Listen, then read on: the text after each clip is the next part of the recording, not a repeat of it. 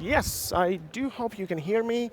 Hello, everybody. My name is Strazdiņš. I am a project director and board member at Riga Tech Girls. I know, seems rather odd, as I have a beard, but I'm the one with the beard on the team. So, what do you or what can you expect from today right now? As we already saw just this minute ago or 2 minutes ago, basically, it's going to be a Q&A session. There are going to be also some content here. There is going to be some content, but mostly what we are going to do is I'm going to give you the opportunity to ask questions, and the speakers from either today or from yesterday are going to join the stage and answer your burning questions. But before we jump into that, one thing I do need to mention to you is the fact that we have switched the agenda just a bit. So first speaker here is going to be Elviss Strazdin. And another thing I do need to warn you about is that when Dan Tyre is going to get on stage, he also has a bit of content to show you and to share with you. So that session is going to take a bit longer. The reason for that is because the speaker from Be Real, sadly though, he could not manage to join us at TechChill due to health difficulties. So, without further ado, I would love to kick it off, start the Q&A sessions here, and welcome to the stage member of the board at Digitālās drošības centrs, Elviss Strazdin. With a round of applause, please. Hey, Elviss. So, first thing, if you have any questions, I know that I already have received some from the QR code. There should be one QR code somewhere here. Yes, there it is. So if you have any questions, feel free to scan it, ask them there. Apart from that, I will also be able to pass a microphone. But before that, let's just start it off. In case somebody didn't join your talk yesterday, So you talked about cybersecurity, the tips and things that every single one of us could do, and how to protect ourselves. So what would be the five most important things that everybody should keep in mind when working on the internet? Yeah, so 5 things. One would be never share your data online. Be safe. The second thing would be don't trust, I would say, anybody. And to gain somebody's trust, you should come up with a password with your relatives. Like think of something that only you and him knows, and that way you authenticate. And only after that, you should trust the person. Don't trust strangers. As weird as it sounds, lots of people trust strange guys, strange women online, and that's so. I discussed this with different banks, and they say that romance scams is not on their radars. And then I argued with them. You think that it's not on your radars because when people come to you, they get scammed with these investment frauds and things like that. But if you dig deeper, how they start, nobody tells bank, hey, I have a wife, but I am chatting with this beautiful girl online, and now she attracted me to investment. But I'm digging deeper, and there are reasons why those guys don't tell how they lost like tens of thousands of euros to some strange women online, because probably a big chance that was a romance scam.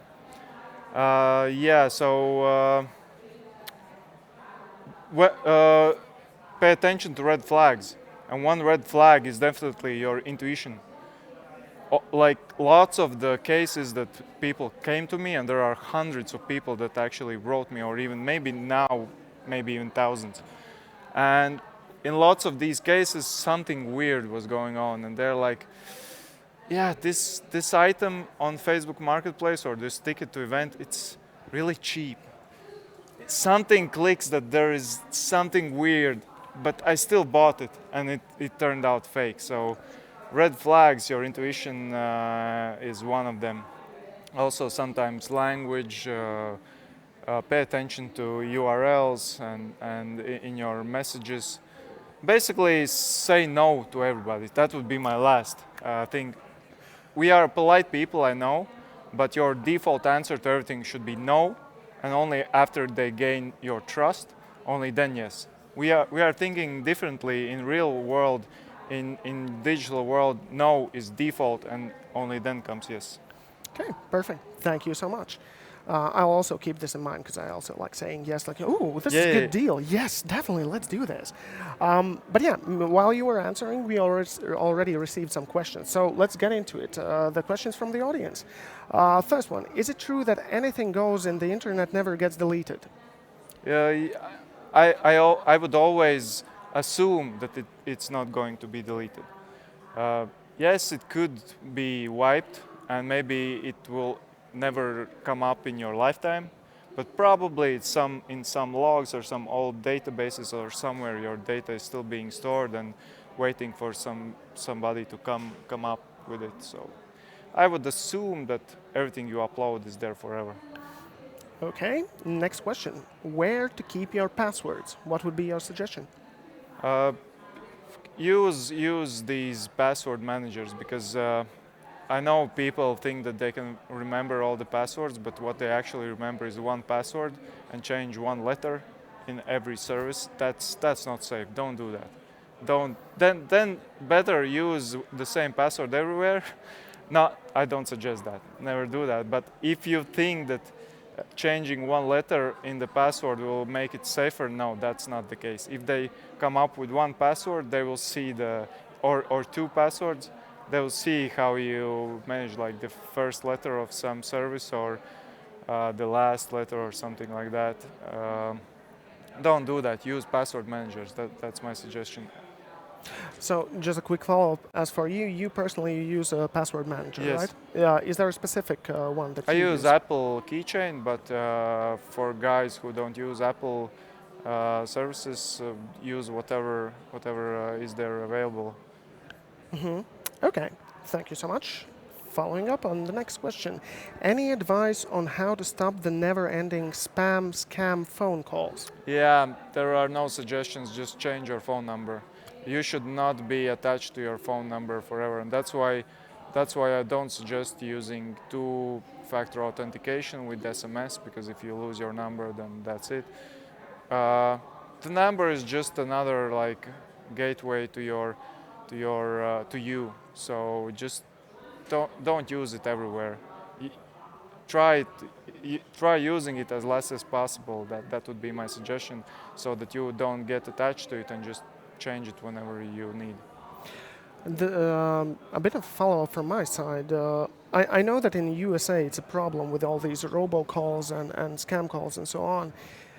I've never experienced that in Latvia, but am I living in some sort of a bubble and it's actually a thing based on this question? So I have some recordings of some scam calls, and I think at least in one case I heard that it could be generated by a robot. I don't think it's the entire conversation is generated by a robot, but I think it's live translated to Latvian. Maybe it's just some digital artifacts of the network communication, because they are using IP phones usually. And maybe there are some network bandwidth problems, and that's why it reduces the quality, and because of that some artifacts appear. I don't know, but I think they are using them. Okay. The next question. What are the top 3 tips from your side what you would suggest to teach our kiddos about security in digital world? Oh, that's a good one. So there is on YouTube there is Drosh Internets. They created like a story, a fairy tale about security. That would be one, like searching all of these. Lauris Reiniks and Richie's Rue, they have a song about internet security. Uh, Maybe some other guys will join in. We plan to create a fairy tale book for kids about security. So um, that would be one way. Another would be just telling them straight up the reality. I have a kid. One is 6, other is 4. So we just sit at the dinner table and we just tell them like one day a video call appears, and that's not us. They speak with our voices. It's our picture, but that's not us. So don't trust what you see there. But then a follow-up here regarding this specific thing that you mentioned. How, like, what should the kid do in that case? How does he know or try to know that it's not actually you, or it is actually you? Because if it's a crisis type situation and you're calling and you actually need help and they're ignoring it, that's also not good. As I said, come up with a password. And if no password is given, then don't trust. Like, what's better, the child's safety, or some emergency situation that probably you can solve yourself? Probably kids will not be able to solve your problems, so I don't think that's a problem. If your kid calls and he has a problem and he cannot remember the password, well, so there are risks. You should calculate how much money you lose in case you help him and that's not him. So probably not a lot. So you can risk it. All right. So next question is about pictures. If customer sends me a picture in iShop chat and I can see it only by physically downloading it, it may contain malware, as you said yesterday. No, so I was telling yesterday about the email scam where Booking.com. So a hotel registered at Booking.com. The hotel's administrator received an email, and he masked the images as an executable as an image. So pay attention to extensions of the files. No, the JPEG or bitmap, any other bitmap images, they cannot contain viruses. There are other file types that can contain executable code, so you should be aware of it. But JPEGs and PNGs, they cannot execute code. So, well, there are some cases, but don't dive deep into these cases. In reality, that's not an issue. Thank you so much. Moving on from pictures to VPNs. Are VPNs actually useful for average person aside from accessing Netflix content from other countries? No. Yeah, here I said it. No, don't use VPNs. VPNs don't make a secure internet securer. It makes it less secure, because now not only you know and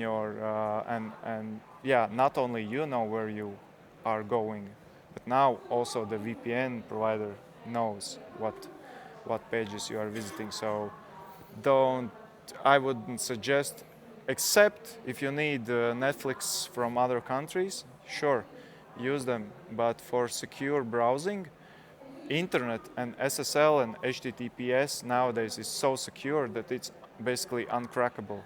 Putting another secure layer above it doesn't make it securer, more secure, because it's already secure. So no, that's a scam. Don't buy this. Everybody is marketing VPN as, wow, this is so secure. No, and we don't know what keys, what data they can actually get. So they say that it's end-to-end encrypted, but which end they are and what keys do they have, we don't know. So it can be that they can at least see what pages you are visiting. Of course, they don't see the traffic because it's encrypted with SSL, but it doesn't make it more secure. Okay, thank you. Moving on to physical things and hardware. And this, I think, a popular question. Should I tape off my computer's camera? I do it. I do it everywhere on all my devices. So I have been disassembling in my main work and also as a hobby different hardware. And I found out there was really old computer that the camera was connected directly to the CPU, and the LED light was also connected directly to the CPU. So whenever you turn on camera, it's your responsibility to also turn on the LED. What if the hacker, a hacker, doesn't do that? nothing. So he just films you and the LED doesn't come up. Nowadays, it's not the case. Most of the phones and PCs, they have actually communicating with the camera through this like LED. You cannot bypass the LED. It's not like through the LED, but still it's attached to the camera hardware itself. So whenever you connect to the camera, it automatically itself turns on the LED, and there is no way to bypass that. So I would say it's pretty safe, but still you have to disassemble your hardware to see how the LED is attached, and you also have to understand electronics and programming to know if the LED will always turn on. And also you can just work, like I have 3 screens, and my laptop is on the side screen, and if I work, if the LED turns on, I will never see it because I'm looking at the center screen. So that's why I have it taped everywhere. Also about recording, so there are always LEDs in your phones that will turn on whenever something records. But are you actually checking your pockets if the LED has turned on, like once in a while? So yeah, also taping your microphones is not a bad idea, but it's a bit of uncomfortable to answer phones because you always have to take those stickers off. At least I know for cameras there are these plastic ones that you can slide. Yeah, and, so and we are also planning to make these with the logo of Digital Strazdin. those are really useful. Yeah. Apart from MacBooks, because I know that for some models they can break the. No, just the stickers, but with a special adhesive that if you take it off, peel it off, it will never leave the adhesive on your hardware. Okay, moving back to software. What's the safest chat app? WhatsApp, Telegram, Signal, anything else? I use Signal. I think that's the safest now, but all the others should also be safe. At least I'm not sure about WhatsApp. There are from time to time some problems come up with it. They say it's end-to-end encrypted, but we don't know if they actually know our private keys and if they cannot, and probably they can decrypt all the conversations. So probably don't talk private stuff on WhatsApp and maybe also Telegram. I don't know about Telegram, but there are, like years ago, there were problems with their security. So Signal probably is the safest one now. Thank you so much. I see that a lot of questions are coming in, but we are slowly running out of time. So it's possible that we may not be able to cover them all. In case we don't do that, I think Yeah. Elvis is going to be somewhere still around, so catch him by the hand and politely, of course, please. And then ask him. But yeah, moving on. Or just find me on social networks, any social network probably. So next question. Do you believe that anyone, including you, could be a victim of a scam with enough time invested by scammer? Definitely, totally. I worked more than 3 years in cybersecurity and still got scammed. So that's a reality, and especially for the guys who think that they can never be scammed. I know everything about security, so I know I can trust this guy, and then we get scammed. So never be too confident. All right. What will be the focus points for Digitālās drošības centrs for this year? The same. We are just educating people. The prevention. I think the most effective one is prevention, not fighting after the cybercrime has happened. And as I said, 60% of small to mid-sized companies go out of business 6 months after cyber attack. So after the event, it's too late, probably. All right. So returning back to passwords, where to store the password for your password manager? Here, nowhere else. I wouldn't suggest writing it on a sticky note and attaching to your monitor. But on a little piece of paper and putting it in a drawer also. Yeah. Okay, moving on. Would you recommend Proton Mail or other extra private mail services for average person, or does it not really matter? It probably doesn't matter. I don't know. Actually, that's a good question. I don't have an answer for that. Yeah, I will check this out. Ping me on some social network. I've heard about Proton Mail, but Yeah, I can't comment that.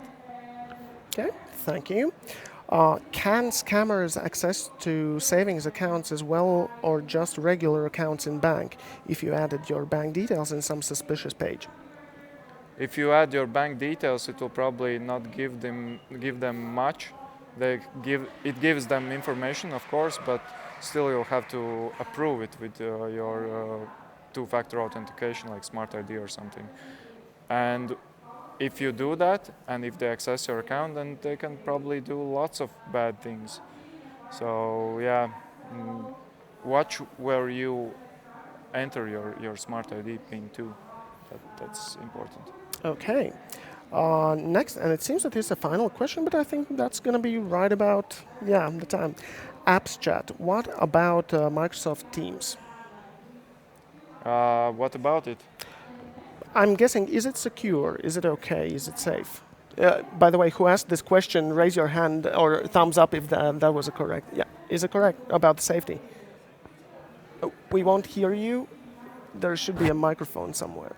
Yeah, I will just maybe answer. I think any of these big company chat apps will not be. You should always keep in mind that it can be read probably by the company. So, I think yes.